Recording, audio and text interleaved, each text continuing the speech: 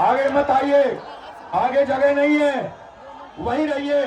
अभी आपके बीच में मंच पर भीमराव अम्बेडकर जी अमर रहे, काशीराम साहब अमर रहे, एडवोकेट चंद्रशेखर आजाद जी जिंदाबाद, एडवोकेट चंद्रशेखर आजाद जी जिंदाबाद, एडवोकेट चंद्रशेखर आजाद जी जिंदाबाद। हमारे नेता कैसे हो भाई? चंद्रशेखर नेता कैसे हो भाई? चंद्रशेखर आजाद जी संघर्ष करो, चंद्रशेखर आजाद जी संघर्ष करो, चंद्रशेखर आजाद जी संघर्ष करो।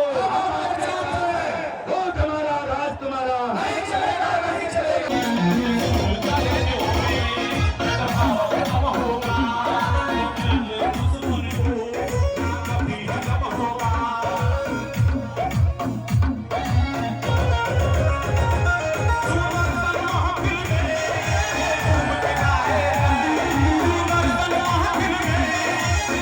जिला देश का कोई जिला ऐसा नहीं है जहां से वीडियो जारी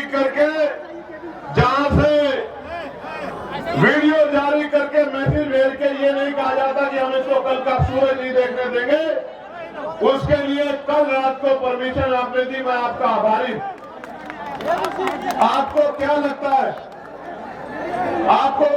है कि इस तरह की चीजों से आप चंद्रशेखर आजाद के प्रति जो प्यार लोगों के दिल में उसको कम कर सकते हैं? नहीं, ये गलत फहमी है आपकी।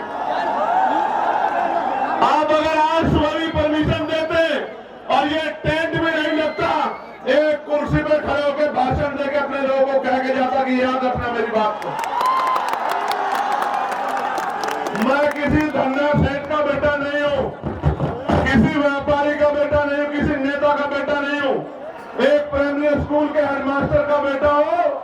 संस्कार है मेरे अंदर, मैं गरीबों का दर्द जानता हूं। और फिर कह रहा हूं, एक बार पैदा होता है आदमी, एक बार मरता है। ना मैं दोबारा पैदा हो सकता हूं, ना मैं 2 बार मर सकता हूं। एक दिन मुझे भी जाना है, लेकिन अगर जब तक जीवन है मैं इनके हक अधिकारों के लिए लड़ता रहूंगा। इस बात को शासन, प्रशासन और सरकार भी याद रखे, मेरी बात को याद रखें। आप मेरी बात को सुनो, मेरा बस चले तो एक शब्द न कहो और ऐसे ही चला जाऊं, लेकिन जब आया हूं तो अपनी बात कहना चाहता हूं, क्योंकि गर्मी इतनी है। मेरे ऊपर तो टेंट लगा है, लेकिन मेरी माए बहने, मेरे भाई, मेरे बच्चे, मेरे छोटे नौजवान साथी, बड़े बुजुर्ग गर्मी में है, पसीना आ रहा है। मैं तो जानता हूं लोग पैसे में नहीं जाते, खाने पे, मिठाई पे, शराब पे नहीं जाते, और आप अपने इस बेटे को इज्जत, प्यार, आशीर्वाद देने के लिए गर्मी में बैठे हो। नहीं है मेरे पास आज आपको देने के लिए बहुत कुछ नहीं है, लेकिन इस मंच से कह रहा हूं, मेरे खून का कतरा कतरा भी अगर आपके लिए बह जाएगा तो उफ नहीं कहूंगा, मेरी बात को आप याद रखना। प्यारे साथियों, मैं कुछ समय इस गर्मी का आपका लूंगा, क्योंकि बहुत महत्वपूर्ण बात आपसे करनी है, और आपने भी अपना काम छोड़ा है। एक एक पैसा इकट्ठा करके आपने इस रैली को सफल बनाने का प्रयास किया। प्यारे साथियों, मैं अपनी बात को शुरू करते हुए सबसे पहले भदोही के लाल धीरज कुमार गुप्त जी को आदरांजलि अर्पित करता हूं। भदोही का ये लाल धीरज कुमार जी थे, जिन्होंने 2023 में अग्निवीर ज्वाइन किया और 18 फरवरी को जम्मू कश्मीर में वो शहीद हो गए। ये शहीद जिस परिवार से होता है, उस परिवार को तकलीफ का एहसास होता है, लेकिन आप ये समझिए, उस शहीद भाई को आज याद करना इसलिए जरूरी है क्योंकि पहले आर्मी की नौकरी पक्की होती थी। केंद्र की सरकार ने अग्निवीर के जरिए 4 साल की नौकरी करके जिस तरह से सेना का मनोबल गिराने का काम किया और नौजवानों में जो राष्ट्रभक्ति की भावना जिसको कमजोर किया, देश इस निकम्मी सरकार को कभी माफ नहीं करेगा, मेरी बात को आप याद रखना। भाई धीरज जी के पिताजी श्याम सुंदर गुप्त जी, जो उनसे पहले ही दुनिया से चले गए, उस परिवार में जो चिराग बुझे हैं, इसलिए उस परिवार को मैं आदरांजलि भेंट करता हूं। प्यारे साथियों, अगले 20, 25, 30, 40 मिनट मैं जब अपनी बात कहूंगा, मैं आशा उम्मीद करूंगा कि आप मेरी बात को सुनेंगे, क्योंकि अगर आप मेरी बात को सुनेंगे नहीं तो फिर आप घर क्या लेके जाएंगे और मेरी बात पे क्या पहरा देंगे, क्या करेंगे, आपको पता ही नहीं लगेगा। चंद उत्साही नौजवान, मैं उनसे आग्रह करूंगा कि वो शांति से खड़े रहें और शोर मचाने की बजाय मेरी बात पे गौर करें। मैं मानता हूं कि मैं बहुत दिनों में इधर आता हूं तो आपका प्यार बहुत ज्यादा है मुझसे, लेकिन खाली प्यार से काम नहीं चलेगा, खाली प्यार से काम नहीं चलेगा। अगर मान सम्मान चाहिए तो उठ के खड़े होना पड़ेगा, उठ के खड़े होना पड़ेगा। मेरी बात को याद रखना। आपके महापुरुषों के नाम मैंने लिए, उन महापुरुषों का संघर्ष याद करो, उनका बलिदान याद करो, उनका शौर्य याद करो। आप उनके अनुयायी हो, आप चंद्रगुप्त मौर्य जी के अनुयायी हो, सम्राट चंद्रगुप्त मौर्य के, आप सम्राट अशोक के अनुयायी हो, आप भीमा कोरेगांव के उन वीर योद्धाओं के अनुयायी हो, उनके वंशज हो। आप अपनी ताकत को भूल बैठे हो और जिस दिन आप उठकर खड़े हो गए और आपने फैसला ले लिया, मैं लिख के देता हूं कि सामंतवाद की जड़ें उस दिन जो है कमजोर हो जाएंगी, सामंतवाद का झंडा उस दिन धरती में रख जाएगा। मेरी बात का याद है। प्यारे साथियों, आज मैं यहां बहुत बातें कहने आया था, लेकिन आज मैं यहां चुनावी भाषण पे बात नहीं करूंगा। आज मैं यहां अपने दिल की बात कहूंगा, और वो ये है कि मैं उन नौजवानों की बात कहने के लिए आया हूं जो डिग्रियां लेकर सड़कों पे घूम रहे हैं, लेकिन रोजगार नाम की चीज उनके पास नहीं। आज मैं उन माओ की, उन बड़े बुजुर्गों की, मेरे अभिभावकों की बात करूंगा जिन्होंने अपना खून, अपना पसीना, अपना पेट काट के अपने बच्चों की पढ़ाई में लगा दिया, और वो बच्चे नौकरी के अभाव में बेबस घूम रहे हैं। वो माँ बाप ये देख रहे हैं कि कब उनके बच्चों को रोजगार मिले। आज मैं उन किसानों की बात करूंगा जो किसान इस जोन में कभी बाढ़ से प्रभावित होते हैं, कभी सूखे से प्रभावित होते हैं, कभी खनन माफियाओं की चोट से प्रभावित होते हैं, कभी सरकार के जुर्म से प्रभावित होते हैं, कभी खाद समय पे नहीं मिलता, कभी डीएपी समय पे नहीं मिलता, कभी यूरिया समय पे नहीं मिलता, कभी उनकी फसल बर्बाद हो जाती है, उनको मुआवजा भी नहीं मिलता। आज मैं उन किसानों की बात यहाँ करने आया। आज मैं अपने उन बहन बेटियों की बात करने आया हूँ जिनके लिए सरकार कहती है कि हम उनको साइकिल देंगे, हम उनको स्कूटी देंगे, लेकिन ये निकम्मी सरकार हमारी बहन बेटियों की इज्जत की रक्षा भी नहीं कर पा रही है। उनका दर्द कहने के लिए आज मैं यहाँ आया। प्यारे साथियों, हमारी वर्दी में कोई खोट नहीं है। ये जो पुलिस के मेरे भाई हैं, मैं इनको सैल्यूट करता हूं, लेकिन आप नहीं जानते ये मजबूर हैं, क्योंकि पुलिस सरकार के अंडर में होती है। जो सरकार चाहती है वो पुलिस के भाइयों को मजबूरी में करना पड़ता है। अगर अनुशासन में काम करेंगे तो कार्रवाई होगी, ना चाहते हुए भी कई बार मजबूरी में ऐसे कदम उठाते हैं। इसका एक उदाहरण मैंने आपको बता दिया कि रात लेट नाइट परमिशन दे रहे हैं, अगले दिन कार्यक्रम में टेंट कैसे लगेगा, कार्यक्रम कैसे होगा, इससे एहसास होता है कि पुलिस कितनी मजबूर है। मैं आपको विश्वास दिलाता हूं और पुलिस के भाइयों से शुरुआत करूंगा। एक अवसर बनने दो आजाद समाज पार्टी काशीराम को 8 घंटे की ड्यूटी आपकी करके दिखाएंगे। मेरी बात को याद रखना। सप्ताह में 1 दिन छुट्टी दिला के रहेंगे, आपको याद रखना। प्यारे साथियों, वेतन विसंख्या दूर कराएंगे आपका जो बैकलॉग भर के आपको जो 24 घंटे ड्यूटी का प्रेशर बना हुआ ये खत्म करेंगे, और आपको बॉर्डर स्कीम खत्म करके अपने जिले के बराबर के जिले में जाने की आजादी देंगे। मेरी बात को आप याद रखना। आपसे शुरुआत करें। प्यारे साथियों, अभी शिक्षा मित्रों को मैं बधाई देता हूं, लेकिन बधाई अधूरी है, क्योंकि मैं तो 25,000 से पार जाता था, लेकिन हमारे अथक प्रयास के बाद सरकार ने लगभग 18,000 रुपए की घोषणा की है। प्यारे साथियों, अभी तो शिक्षा मित्रों की बात आगे बढ़ी है, अभी तो लड़ाई पीआरडी के जवानों की बाकी है, होमगार्ड भाइयों बहनों की बाकी है, भोजन माताओं की बाकी है, आशा आंगनबाड़ी बहनों की बाकी है, पंचायत सहायकों की बाकी है, रोजगार सेवकों की बाकी है। जब तक इनके मानदेय वेतन में वृद्धि नहीं होती और इनको कम से कम 20-20 हजार रुपए का रोजगार नहीं मिलता, तब तक हम लोग रुकने वाले नहीं, सरकार को मजबूर करके छोड़ेंगे।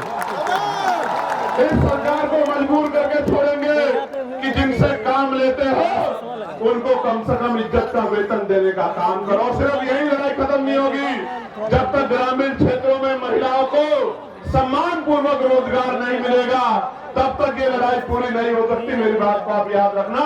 और आज कह रहा हूं, 2 किलो राशन नहीं दूंगा, आटा चावल नहीं देंगे हम लोग, 2,000 रुपए नहीं देंगे, लेकिन आपके बच्चों को इतनी अच्छी शिक्षा देंगे और आपको रोजगार देंगे कि आप 20,000 रुपए घर पे रहकर कमाओगे। मेरी बात को आप याद रखें।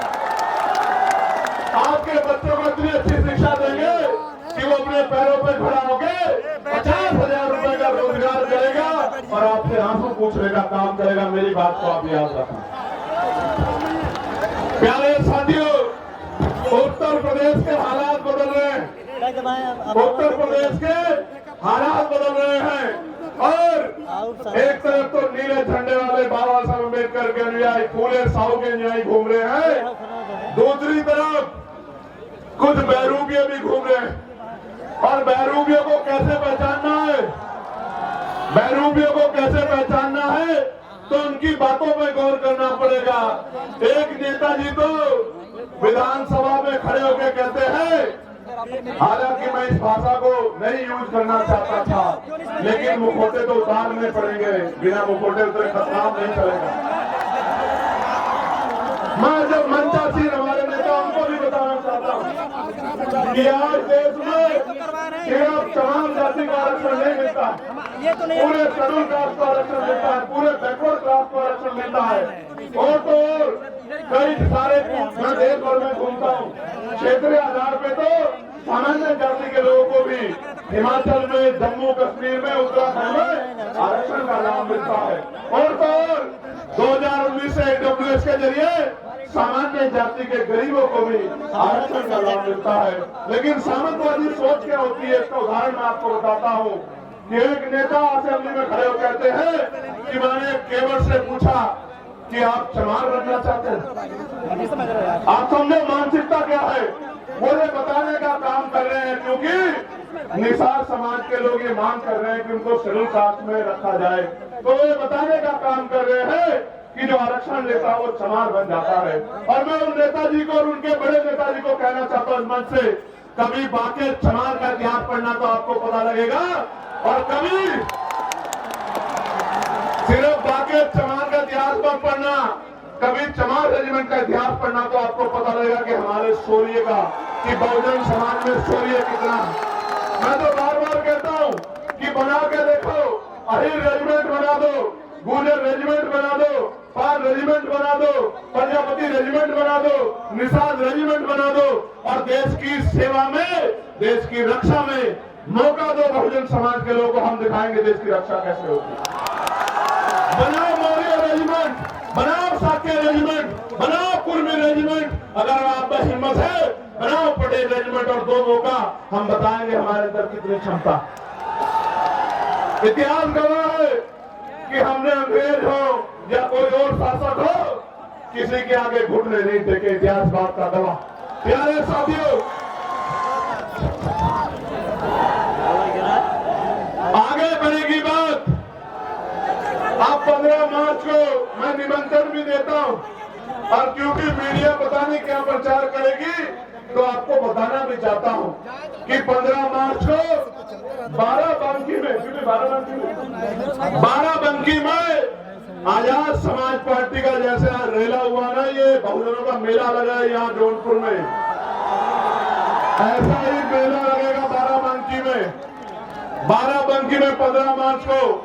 और वो जो बहरूपीय है, उनकी पार्टी कह रही है कि हम बहुजन समाज का दिवस बनाएंगे 15 मार्च को। क्यों बनाएंगे सुनो, क्योंकि 15 मार्च को माननीय काशीराम साहब की जयंती। लेकिन क्यों मनाएंगे, क्योंकि आपके पास वोट है इसलिए, और आप माननीय काशीराम साहब का सम्मान करते हैं। मगर ये नहीं बताएंगे कि माननीय काशीराम साहब की जयंती पे जो अवकाश तय हुआ था, इन्हीं बेरूपियों की सरकार ने अवकाश को कैंसिल करने का काम किया। और तो माननीय काशीराम साहब के नाम से बने जिले का नाम भी इन्हीं बेरूपियों ने बदलने का काम किया था। और तो माननीय काशीराम साहब के नाम से सहारनपुर में बने मेडिकल कॉलेज का नाम भी इन्हीं बेरूपियों ने बदलने का काम किया था। और उससे भी तकलीफ दे प्रमोशन में रिजर्वेशन का बिल भी इन्हीं बेरूपियों के नेताओं ने पार्लियामेंट में फाड़ने का काम किया था, जिसकी वजह से हमारे SC/ST के कर्मचारी अधिकारियों को खून के आंसू रोने पड़े और डिमोशन हमारे लोगों का हुआ। अगर इनकी जगह में होता तो माननीय काशीराम साहब का नाम बदलने की बजाय एक और मेडिकल कॉलेज दूसरे महापुरुष के नाम पर बना था। इनकी जगह में होता तो प्रमोशन में रिजर्वेशन कैंसिल करता, बिल फाड़ने के बजाय SC/ST के साथ OBC के भाइयों को भी प्रमोशन में रिजर्वेशन का लाभ दिलाने का काम करता। और तो इनका चेहरा कब बेनकाब हुआ और ज्यादा तब हो गया जो बात बहुजन की करते हैं, लेकिन जब UGC का कानून आया, गाइडलाइन आई, तो ये सब लोग विरोधियों के पक्ष में खड़े हो गए। ये बात बहुजन की करते हैं और गुलामी 15% लोगों की करते हैं। ये जो बहरूप ये घूम रहे हैं, मैं इनकी बात कर रहा हूं। अभी आएंगे वो नीला पटका पहन के आएंगे, बाबा साहब की बैनर पे तस्वीर लगाएंगे, लेकिन जब आपके बच्चों के भविष्य को यूनिवर्सिटी में कुचला जाएगा, जब उनकी हत्याएं होंगी, संस्थानिक हत्याएं, जब रोहित वेमुला, पायल तन्वी, डेल्टा मेघवाल को मारा जाएगा, तो इनके मुंह से एक आवाज नहीं निकलेगी। तब ये गुलामों की तरह अपने मालिकों का साथ देंगे, अपने बहुजन गरीब समाज का साथ नहीं देंगे। प्यारे साथियों, आपको भी कमर कसनी है कि अपने बच्चों की हत्या नहीं होने देनी है। और मैं इस मंच से कहना चाहता हूं कि UGC की गाइडलाइन तो लागू होकर रहेगी, उनको कोई रोक नहीं सकता है मेरी बात का। क्योंकि मैं कल एक भारतीय जनता पार्टी के पूर्व नहीं वर्तमान सांसद को सुन रहा था और बहुत सही बात कह रहे थे। वो ये कह रहे थे क्योंकि उनको एहसास है कि अगर SC/ST OBC का विरोध करेंगे तो MP MLA भी नहीं बन पाएंगे ये लोग। 15% से कोई MP MLA नहीं बन सकता है। मैं आपको कह रहा हूं, जो आपके अधिकारों का विरोध करे उसके लिए नारा मेरा याद रखना कि ना तो नोट उनको देना और ना वोट उनको देना जो आपके अधिकारों का विरोध करते हैं, आपके बच्चों का विरोध करते हैं। अपना नोट भी उसको देना और अपना वोट भी उसको देना जो आपके लिए सीना तान के खड़ा है, गोली की परवाह नहीं करता, जेल की परवाह नहीं करता, मुकदमे की परवाह नहीं करता, जो आपके आंसुओं पे अपना खून बहाने को तैयार है। आपको भी तैयार होना पड़ेगा उसको शक्ति देने के लिए, वरना फिर बहुत बड़ा नुकसान हो जाएगा। मेरी बात को आप याद रखना। प्यारे साथियों, हमने तय किया है कि हम सबसे बड़ा बदलाव ये करेंगे, जब हम पे अवसर बनेंगे आजाद समाज पार्टी के लोगों पे, तो हम सबसे बड़ा बदलाव ये करेंगे कि हम नई शिक्षा नीति लागू करेंगे। और वो नई शिक्षा नीति क्या होगी?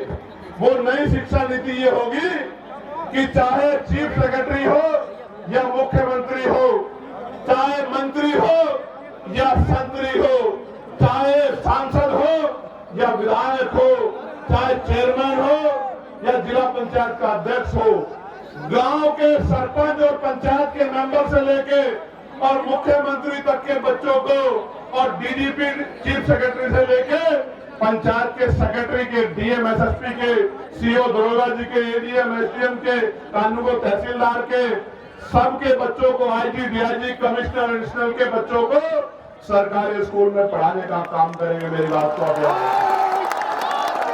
अच्छा सोचोगे इससे बदलाव क्या हो जाएगा? मैं आपको आपको बताता हूं इससे बदलाव क्या होगा।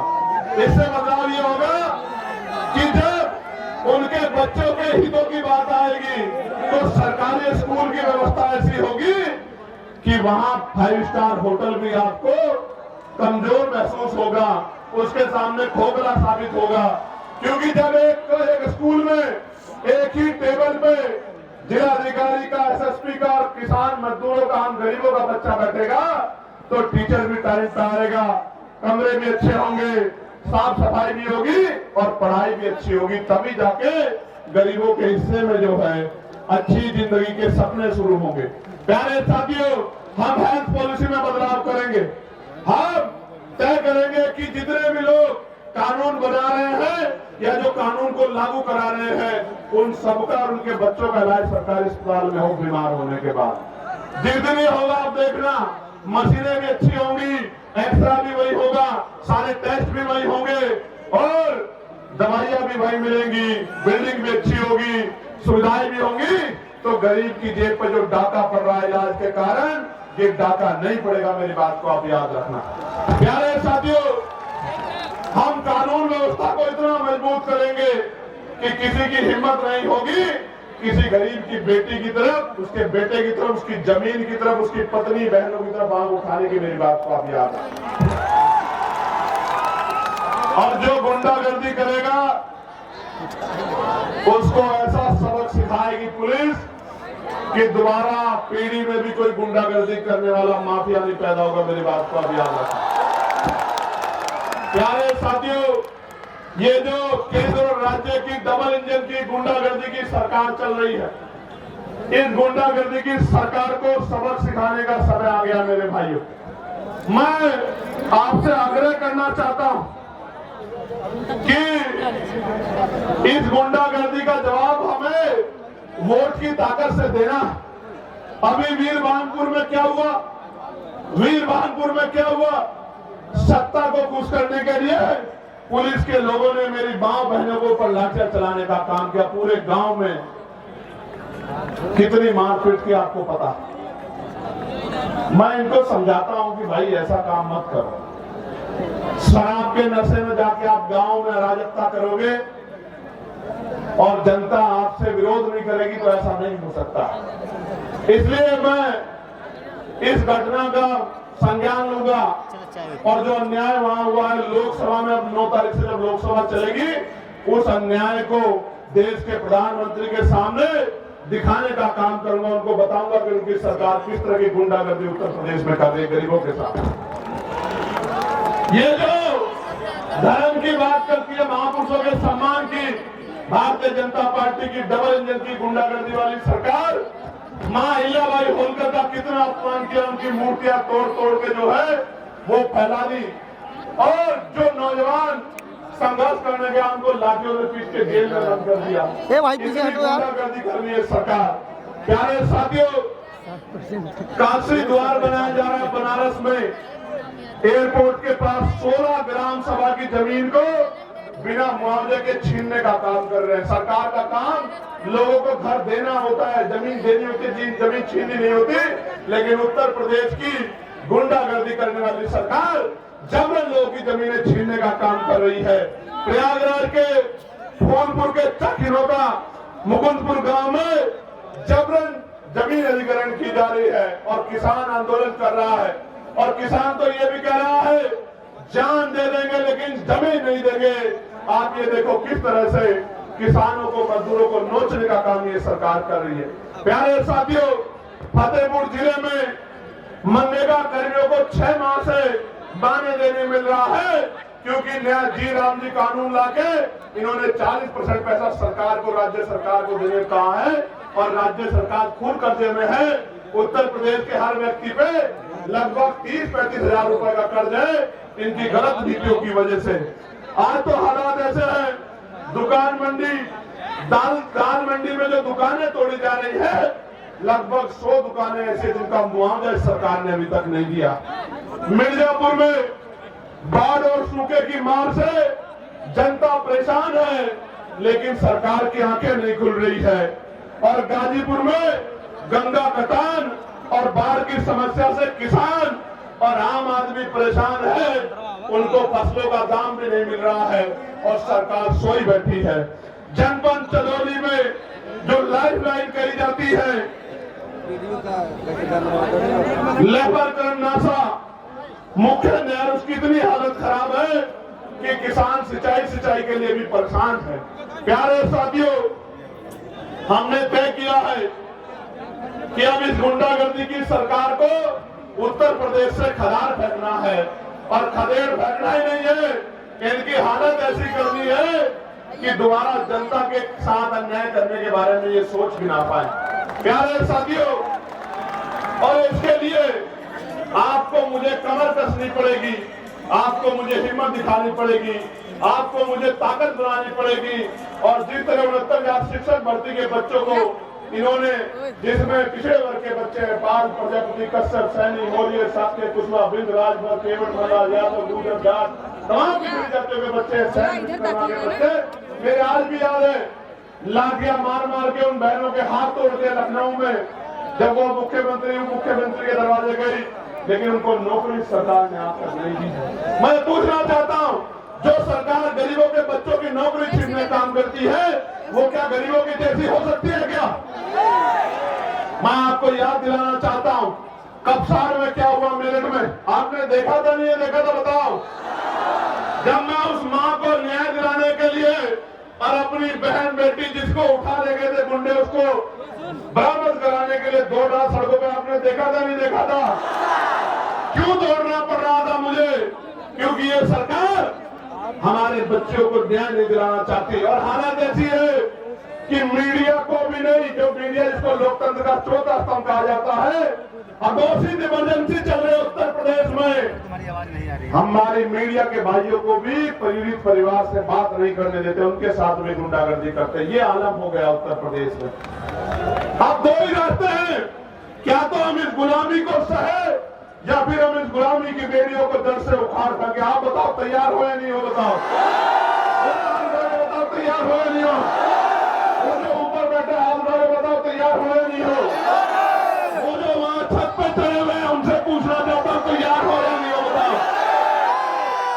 प्यारे साथियों, गौर करो, अब आप जब गांव में जाओगे तो क्या बताओगे कि भैया क्या करेंगे, भैया का साथ क्यों देना है, आजाद समाज पार्टी को वोट क्यों देनी है, आजाद समाज पार्टी का एमएलए क्यों जिताना है, आजाद समाज पार्टी का जिला पंचायत सदस्य क्यों जिताना है, आजाद समाज पार्टी का प्रधान और क्षेत्र पंचायत सदस्य क्यों जिताना, मैं आपको बताता हूं।